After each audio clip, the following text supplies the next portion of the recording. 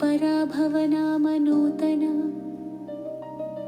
సంవత్సర ఉగాది శుభాకాంక్షలు.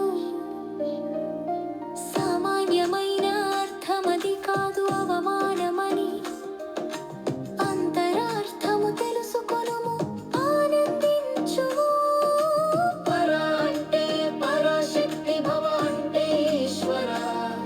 పర అంటే అలౌకిక జ్ఞానము, భవ అంటే పొందుము పార్వతీ పరమేశ్వరుల ఆశీస్సులతో.